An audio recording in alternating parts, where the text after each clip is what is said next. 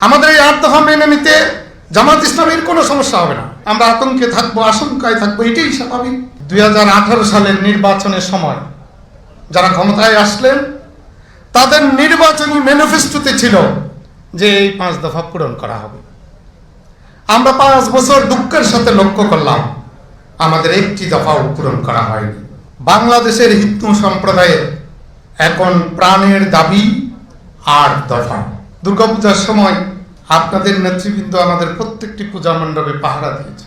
গর্বের সাথে বলতে চাই, বাংলাদেশের স্বাধীনতার পর থেকে 2024 সাল পর্যন্ত প্রত্যেক বছর দুর্গাপূজায় দুর্ঘটনা সৃষ্টিকর্তাই মহান, কিন্তু সেই মহান সৃষ্টিকর্তার নামে শুরু হচ্ছে দুর্গাপূজায় সবচেয়ে জলঢাকা উপজেলার বাংলাদেশ জামাতে ইসলামী ডাকে সেখানে জামাত ইসলামী ঐতিহাসিক নেতাকর্মীদের ভূমিকা ছিল। সম্মানিত অতিথিবৃন্দ, আমাদের সামনে এ পর্যায়ে কথা বলার জন্য অনুরোধ করছি বাংলাদেশ পূজা উদযাপন কমিটির সাধারণ সম্পাদক, কালবেলার সম্মানিত সম্পাদক জনাব সন্তোষ শর্মা।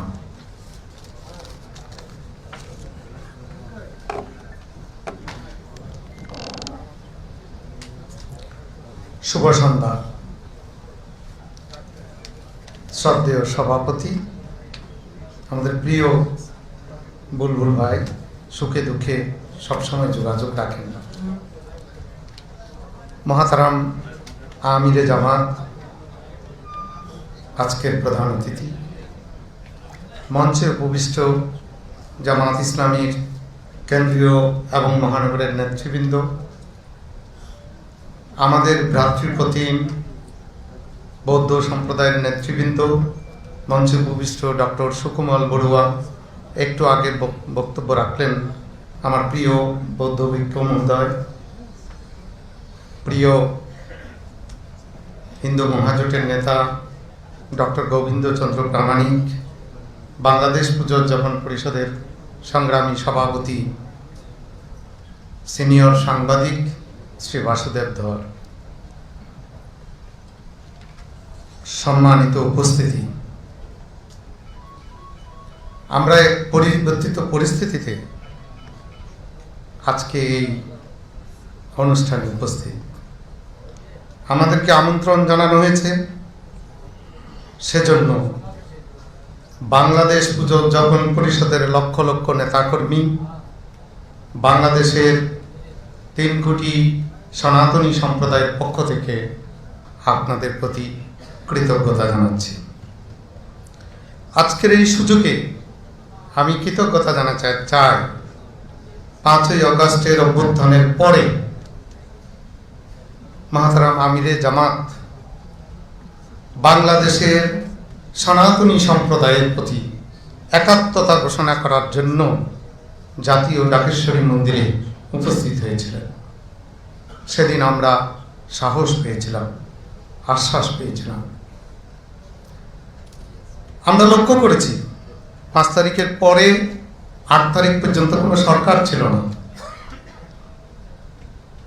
কিন্তু আমি আজকে কৃতজ্ঞতা জানাতে চাই অন্যান্য রাজনৈতিক দলের নেতাকর্মীদের মতো জামাত ইসলামী বাংলাদেশের নেতাকর্মীরা আমাদের সম্প্রদায়ের লোকদের রক্ষা করার জন্য, আমাদের ধর্মীয় প্রতিষ্ঠান রক্ষা করার জন্য আত্মনিয়োগ করেছিলেন। আমি আজকের দিনে সেজন্য কৃতজ্ঞতা জানাই। আপনারা জানেন, ঠিক পরপরই আমাদের সামনে জন্মাষ্টমী এবং দুর্গাপূজা এসে যায়। আমি গর্বের সাথে বলতে চাই, বাংলাদেশের স্বাধীনতার পর থেকে 2024 সাল পর্যন্ত প্রত্যেক বছর দুর্গাপূজায় দুর্ঘটনা সৃষ্টিকর্তাই মহান, কিন্তু সেই মহান সৃষ্টিকর্তার নামে শুরু হচ্ছে দুর্গাপূজায় সবচেয়ে জলঢাকা উপজেলার বাংলাদেশ জামাতে ইসলামী ডাকে সেখানে জামাত ইসলামী ঐতিহাসিক নেতাকর্মীদের ভূমিকা ছিল। আমি যদি নাম ধরে বলতে বলেন আমি প্রত্যেক জেলা ওয়াইজ বলতে পারবো, কিন্তু আমি সময়ের অভাবে সেটা বলবো না। আমাদের এখনো পর্যন্ত আমি মাহতারাম আমিরে জামাতের কাছ থেকে একটু সময় প্রার্থনা করে নিচ্ছি। আমি আশা করি উনি বিরক্ত হবেন না, কারণ উনি অনেক ধৈর্যশীল।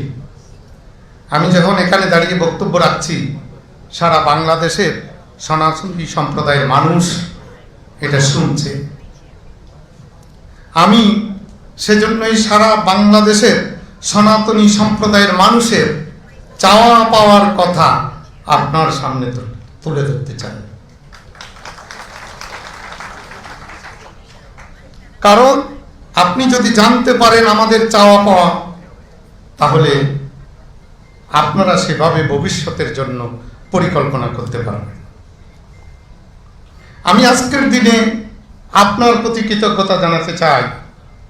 যখন পঞ্চগড়ে নৌকাডুবি হয়ে আমাদের শতাধিক লোক মারা যায়, প্রত্যেকটি পরিবারের সেদিন দায়িত্ব নিয়েছিল জামাত ইসলামী বাংলাদেশ। আমি কৃতজ্ঞতা জানাতে চাই, এই এক মাস আগে আমার বরগুনা একটা মেয়ের বাবাকে হত্যা করা হয়েছে, সেই পরিবারের দায়িত্ব নিয়েছেন জামাত ইসলামী বাংলাদেশ। আমি বাংলাদেশের এরকম অনেক উদাহরণ দেওয়া যাবে। এই পূজার সময় আমি বলবো, দুর্গাপূজার সময় আপনাদের নেতৃবৃন্দ আমাদের প্রত্যেকটি পূজা মণ্ডপে পাহারা দিয়েছে। এই সুযোগে আপনার কাছে আমি একটা আবেদন রাখতে চাই। এটা আপনাদের দলীয় সিদ্ধান্ত, আপনাদের দলীয় সিদ্ধান্তের ব্যাপারে আমাদের কিছু বলার নাই, কিন্তু আমাকে ওই এলাকার হিন্দু সম্প্রদায়ের লোকজন অনুরোধ করেছেন যাতে আপনার কাছে আমি এই আবেদনটুকু রাখি। সেটি ঝিনাইদহের কোটচাঁদপুর মহেশপুরের আপনাদের একজন নেতাকে আপনারা দল থেকে বহিষ্কার করেছেন, কিন্তু আমার হিন্দু সম্প্রদায়ের লোকদের কাছে তিনি অতি আপনজন। তারা তাকে সুখে দুঃখে পেয়েছে, তারা খুব ভালোবাসেন। আমি আপনাদের দলীয় ব্যাপারে আমার কিছু বলার নেই, তবু আমি আবেদন রাখবো বিষয়টি যদি বিবেচনা করা যায়, কারণ ওনারা আমাকে রিকোয়েস্ট করেছেন, আমার সম্প্রদায়ের লোকজন। এগুলো বলার অর্থ হচ্ছে আপনারা আমাদের পাশে থাকবেন, আছেন, ছিলেন। আমরা চাই, বুলবুল ভাই আজকে যে বক্তব্যটি রেখেছেন, আমি পুরো বক্তব্যের সাথে একমত ঘোষণা করেছি।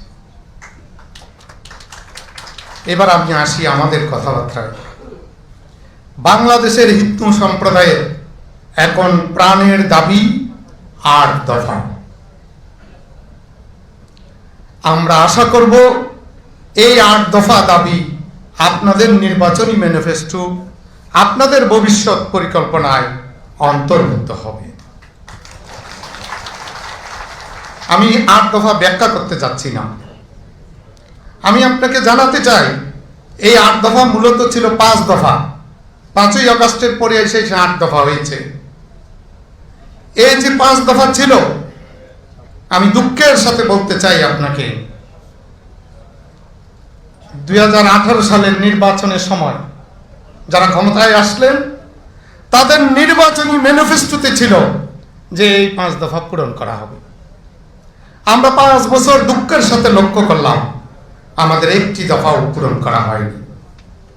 কিন্তু আমাদের সম্প্রদায়ের লোকরা তাদেরকেই ভোট দেয়। আরো বলতে চাই, 24 সালের নির্বাচনেও তাদের নির্বাচনী ম্যানিফেস্টোতে সেই একই 5 দফা ছিল, কিন্তু 6 মাসের মধ্যেও একটি দফা পূরণের আয়োজন আমরা দেখতে পাইনি। এগুলো আমাদের বঞ্চনার ইতিহাস। আমরা 53 বছর ধরে বঞ্চিত।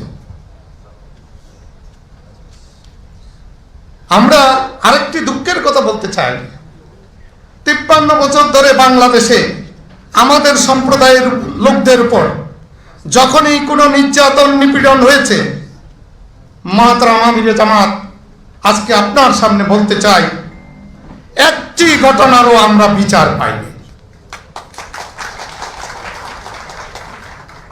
এই যে বিচারহীনতার সংস্কৃতি, কোন ঘটনার যদি বিচার না হয় তাহলে তো ঘটনা বাড়বেই। তাহলে এদেশে আপনাদের ভাষায় ভিন্ন ধর্মাবলম্বী আমরা নিরাপত্তাহীনতায় ভুগব, আমরা আতঙ্কে থাকবো, আশঙ্কায় থাকবো, এটাই স্বাভাবিক। আজকে যে সম্প্রীতির বাংলাদেশের স্বপ্ন, যে নতুন বাংলাদেশের স্বপ্ন, যে একতার বাংলাদেশের স্বপ্ন, সেটা তো বাস্তবায়িত হবে না। 5ই আগস্টের পরে আমাদের বিভিন্ন মন্দিরে হামলা হয়েছে, বিভিন্ন বাড়িঘরে লুটপাট হয়েছে। আমি দৃঢ়তার সাথে বলতে চাই, কোন ধর্মপ্রাণ মুসলমান এটা করেনি, কোন মসজিদের ইমাম এটা করেনি, কোন মাদ্রাসার প্রিন্সিপাল এটা করেনি। কারা করেছে মাননীয় আমির এবং এখানকার নেতৃবৃন্দ আপনারা সবাই জানেন। তারা দুর্বৃত্ত আমাদের দৃষ্টিতে, তাদের বিচারটা আমরা চাই। আমি মনে করি না তাদের বিচার করার ক্ষেত্রে জামাত ইসলামী বাংলাদেশের কোনো সমস্যা হতে পারে।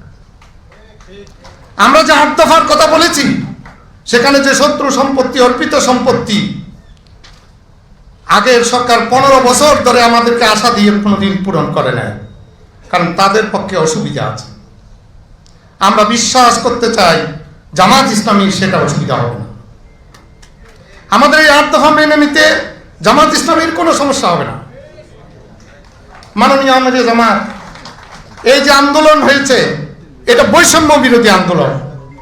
কিন্তু আমরা কি দেখলাম, এই 5 তারিখের পরে অসংখ্য চুক্তিভিত্তিক নিয়োগ হয়েছে, কিন্তু দুর্ভাগ্যের পরিহার আমাদের সম্প্রদায়ের কেউ কোনো লোককে চুক্তিভিত্তিক নিয়োগ দেওয়া হয়নি। বিশ্ববিদ্যালয়ে কোথাও একজন বিসি, একজন প্রো বিসি, একজন রেজিস্ট্রার কোথাও দেওয়া হয়নি। এটা কি বৈষম্য নয়? আমরা আপনাদের কাছে আস্থা রাখতে চাই যে আপনারা এই করবেন না, আমাদের দিকে দৃষ্টি রাখবেন। আমি বলতে চাই,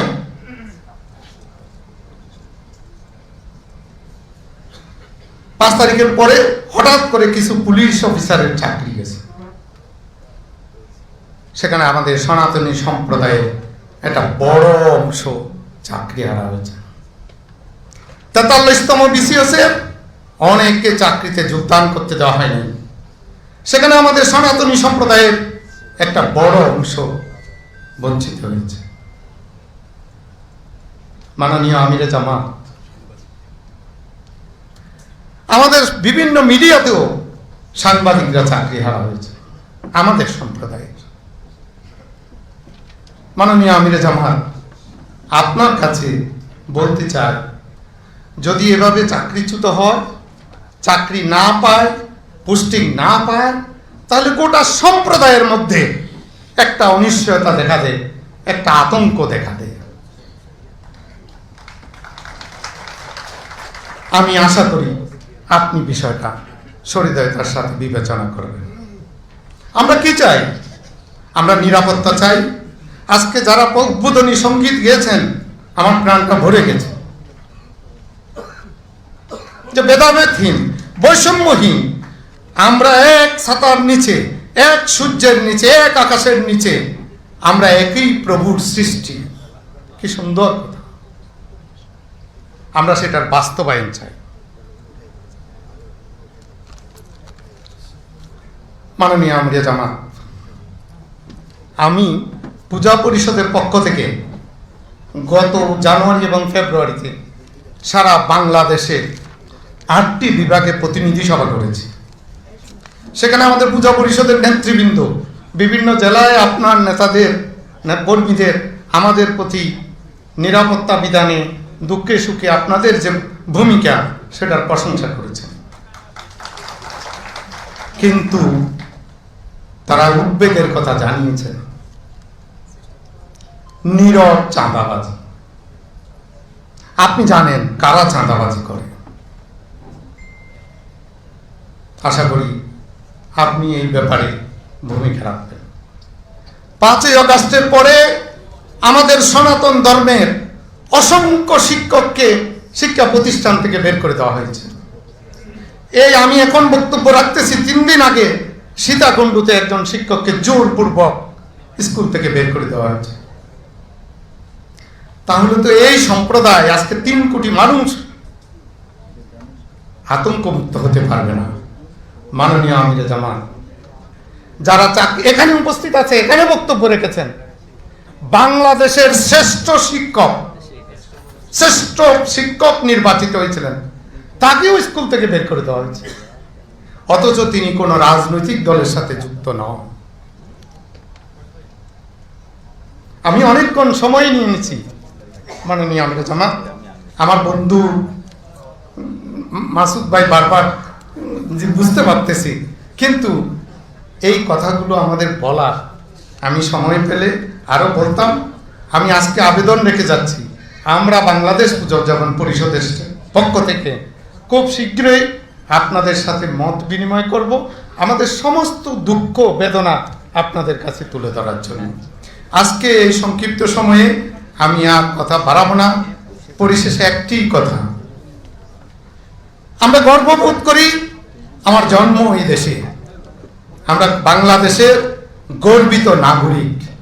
বুলবুল ভাইয়ের ভাষায় কণ্ঠে বলতে চাই, সমান অধিকার সমান মর্যাদা নিয়ে এই দেশে বসবাস করতে চাই, এদেশেই মৃত্যুবরণ করতে চাই। ভালো থাকবেন, সুস্থ থাকবেন। নমস্কার।